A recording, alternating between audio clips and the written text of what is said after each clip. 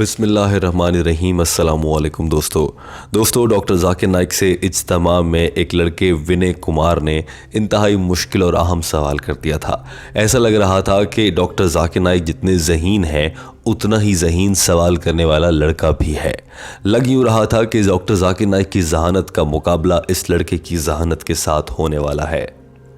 Team हमकदम इस दिलचस्प और शानदार गुफ्तगू का उर्दू तर्जुमा आपके लिए पेश कर रही है।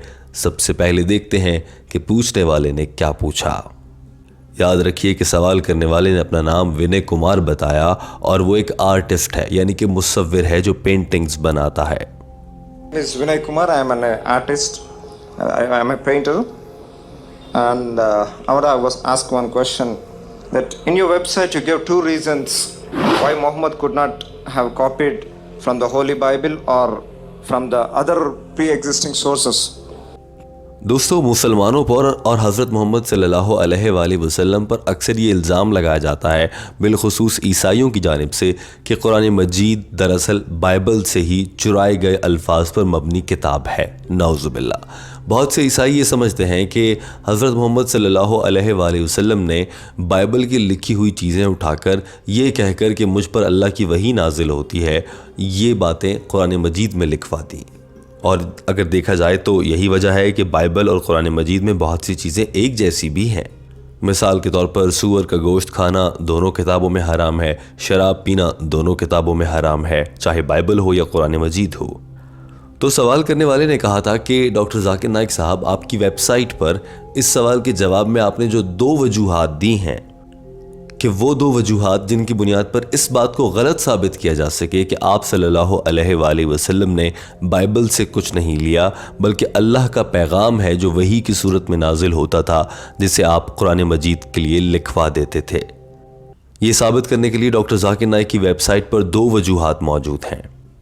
और पहली वजाहत आप ये देते हैं कि जब आप सल्लल्लाहु अलैहि वसल्लम का दौर था तो उस वक्त तो बाइबल का अरबी तर्जुमा ही मौजूद नहीं था। जब तर्जुमा मौजूद नहीं तो आप सल्लल्लाहु अलैहि वसल्लम कैसे उसको चुरा सकते थे।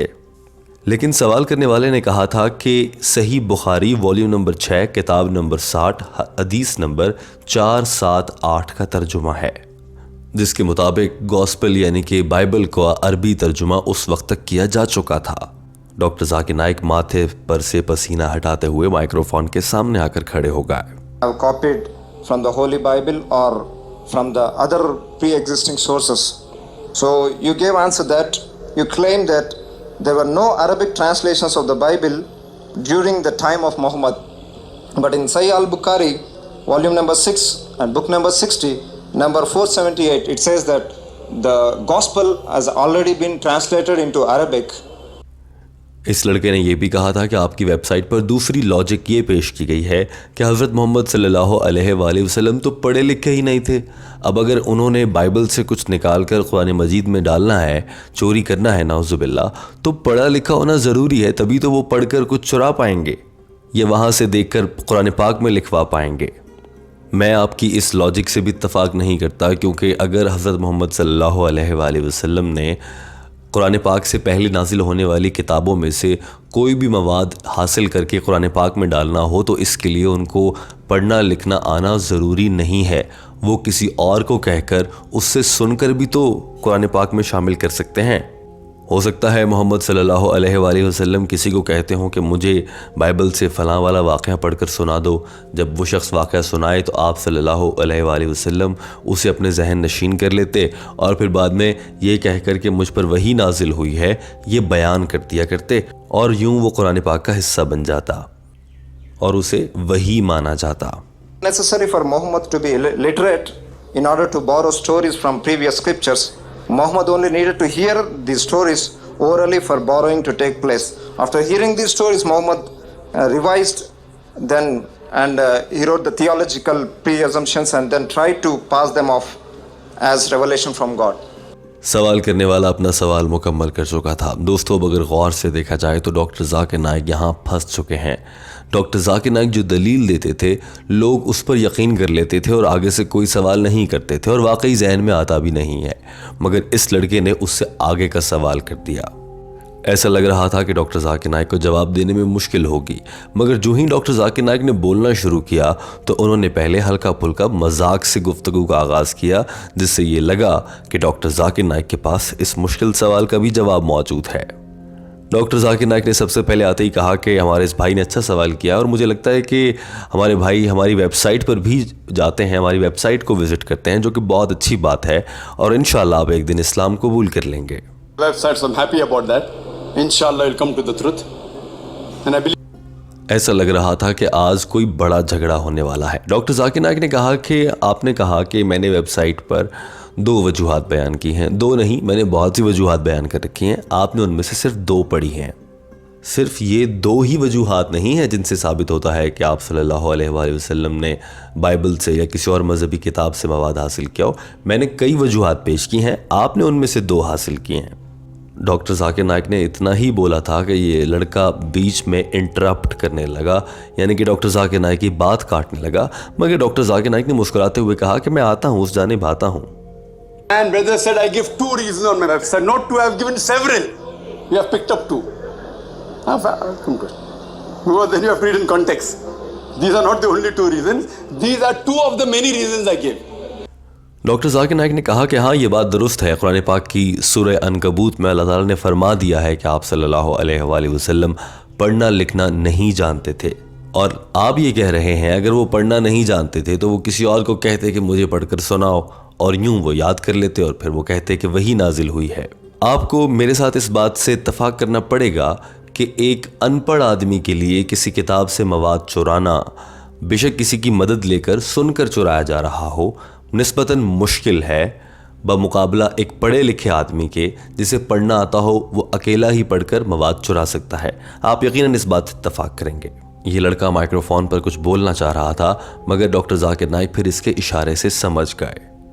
مختصراً یہ کہ ڈاکٹر ذاکر نائک نے کہا کہ آپ کا جواب، آپ کی بات بالکل درست ہے کہ وہ سن کر آرام سے نقل کر سکتے تھے، مگر سن کر ایک ان پڑھ آدمی کے لیے نقل کرنا تھوڑا بہت تو مشکل ہوتا ہے، جبکہ پڑھے لکھے آدمی کے لیے نقل کرنا بہت آسان ہوتا ہے۔ You have to agree that between a literate and illiterate, it is more difficult for illiterate. You have to agree that. Do you agree or not? More difficult. More difficult. If a person who's literate, for him to copy is much more easy. He can hear also and read also. For a person who's illiterate, he can only hear. So at least you have to agree with me for sake of argument. It is difficult. Do you agree? Yes, good. MashaAllah. سوال کرنے والے نے ہاں میں سر ہلایا تھا، یعنی کہ وہ اس دلیل سے کچھ حد تک متفق نظر آتا تھا۔ اب رہ گیا تھا دوسرا سوال، جس میں اس لڑکے نے یہ کہا تھا کہ بائبل کا عربی ترجمہ موجود نہیں تھا آپ صلی اللہ علیہ وآلہ وسلم کے دور میں۔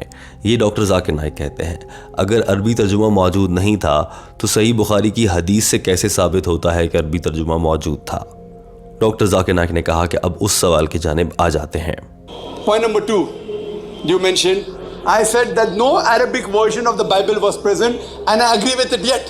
You quoted Sahih Bukhari, volume number 6, that Warqa, yes, he had knowledge about the gospel. Nowhere. Doctor Zakir Naik نے کہا کہ آپ جس حدیث کا حوالہ دے رہے ہیں اس میں یہ کہا گیا ہے کہ ورقہ کو نالج تھا، یعنی کہ علم تھا بائبل سے متعلق۔ یہ کہیں نہیں لکھا کہ گاسپل یا بائبل کا عربی ترجمہ بنا دیا گیا تھا آپ صلی اللہ علیہ وآلہ وسلم کے دور میں۔ اور یہ لڑکا مائکروفون میں کچھ بولنے لگا، مگر اس کا مائک آف تھا۔ He had knowledge about the gospel. Nowhere does he say that he translated. Brother, I challenge you. I challenge you. According to Christian sources. جواب میں ڈاکٹر ذاکر نائک نے کہا کہ میرے بھائی میں آپ کو چیلنج کرتا ہوں، عیسائیوں کے ہی یقین کے مطابق پہلی مرتبہ بائبل کا ترجمہ 10ویں صدی میں ہوا تھا۔ ڈاکٹر ذاکر نائک نے کہا کہ ورقہ جو تھے وہ دوسرے مذاہب سے تعلق رکھتے تھے اور انہیں دیگر مذاہب کا علم تھا۔ ہو سکتا ہے انہوں نے کچھ ہلکے پھلکے نوٹس لکھے ہوں، کچھ صفحوں پر لکھ دیا ہو، مگر وہ پوری بائبل کا ترجمہ کر ڈالیں گے؟ ایسا ممکن نہیں ہے، میں اس پر یقین نہیں رکھتا۔ اور نہ ہی کہیں صحیح بخاری میں یہ لکھا ہوا ہے کہ ورقہ نے پوری بائبل کا ترجمہ کیا تھا۔ ڈاکٹر ذاکر نائک نے جملہ دہراتے ہوئے کہا کہ میں آپ کو چیلنج کرتا ہوں۔ Saying that he has translated, he may have written some notes, but translated the full Bible, impossible. Nowhere does Sahih Bukhari say that Warqa translated the full Bible. I challenge you. یہ سب کہنے کے بعد doctor Zakir Naik نے ایسی دلیل سامنے رکھی کہ یہ لڑکا خود بھی شرمندہ ہونے لگا۔ ڈاکٹر ذاکر نائک نے کہا کہ اچھا اگر مان لیتے ہیں کہ آپ صلی اللہ علیہ وآلہ وسلم نے بائبل سے چیزیں لے کر قرآن مجید میں ڈالی ہیں، تو میں آپ کے سامنے کچھ معلومات رکھتا ہوں جو بائبل میں دی گئی ہیں۔ بائبل کہتی ہے کہ چاند کی روشنی اس کی اپنی ہوتی ہے۔ بائبل یہ بھی کہتی ہے کہ پہلے زمین بنائی گئی، پھر سورج بنایا گیا۔ زمین تیسرے دن اور سورج چوتھے دن بنایا گیا تھا، جبکہ قرآن پاک کہتا ہے چاند کی روشنی اس کی اپنی نہیں ہوتی، وہ سورج سے منعکس ہوتی ہے۔ اور اسی طرح سے ایسی بہت سی چیزیں ہیں جو بائبل میں غلط معلومات لکھی تھیں اور وہ سائنس کے ذریعے ثابت نہیں ہوتی، مگر جب وہ قرآن مجید میں دیکھا جاتا ہے تو وہاں پر وہ صحیح سے ثابت ہوتی ہیں اور سائنٹیفک ریزن کے ساتھ ثابت ہوتی ہیں۔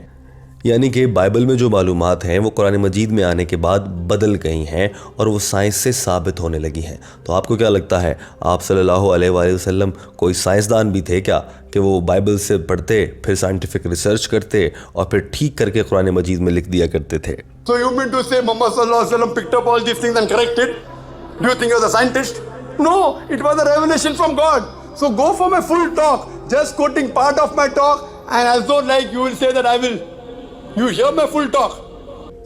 ڈاکٹر ذاکر نائک اپنی بات مکمل کر چکے تھے اور کہا کہ ذرا عقل استعمال کیجئے، ایسے الزامات نہ لگایا کریں، اور اگر میں آپ کی یہ باتیں صحیح مان بھی لوں تو پھر آپ مجھے بتائیے کہ آپ صلی اللہ علیہ وآلہ وسلم کو آج سے 1400 سال پہلے جو بات سائنس کو اب سمجھ آ رہی ہے اس جدید دنیا میں آ کر، جب اس سے پہلے پتھر کا دور تھا، انسان اتنی ترقی نہیں کر سکا تھا، اسے سائنٹیفک ریسرچ نہیں آتی تھی، اس دور میں 1400 سال پہلے آپ صلی اللہ علیہ وآلہ وسلم نے سائنس سے ثابت ہونے والی درست باتیں قرآن مجید میں کیسے لکھوا دیں؟